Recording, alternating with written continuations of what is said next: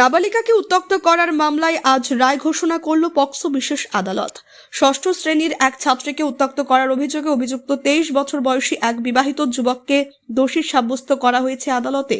আদালত সূত্রে জানা গিয়েছে, ঘটনাটি ঘটে 2023 সালের 20 জুলাই। নির্যাতিতার পরিবারের অভিযোগের ভিত্তিতে ওই দিনই বালুরঘাট থানায় মামলা দায়ের করা হয়। তদন্ত শেষে মামলাটি পক্সো বিশেষ আদালতে ওঠে।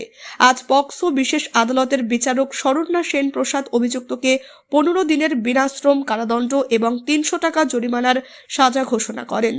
পাশাপাশি জরিমানার অর্থ অনাদায়ী থাকলে অভিযুক্তকে আরও 10 দিনের সাধারণ কারাদণ্ড ভোগ করতে হবে বলে নির্দেশ দেন আদালত। মামলার সরাসরি পক্ষের আইনজীবী তথা পাবলিক প্রসিকিউটর ঋতব্রত চক্রবর্তী জানান, নাবালিকাদের সুরক্ষায় আইন কঠোরভাবে প্রয়োগ করা হচ্ছে এবং এই ধরনের অপরাধে আদালত দৃষ্টান্তমূলক শাস্তি প্রদান করছে। 20/7/2023 তারিখে বালুরঘাট থানায় একটা অভিযোগ হয়।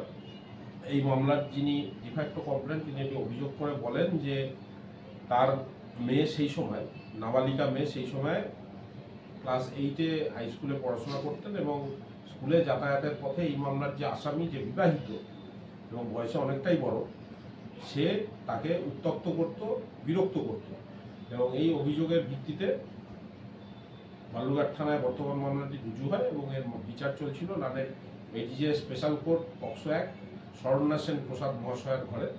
আজকে অন কনক্লুশন অফ ট্রায়াল পক্ষকে শোনার পরে লন্ডন কোর্ট আসামিকে 341 আইপিসি ধারায় দোষী সাব্যস্ত করে এবং অন পয়েন্ট অফ সেন্টেন্স দুপক্ষকে শোনার পরে আসামিকে 15 দিনের বিনাশ্রম কারাদণ্ড, 300 টাকা ফাইন ও অনাদায়ে আরও 10 দিনের বিনাশ্রম কারাদণ্ডের আদেশ দিয়েছে।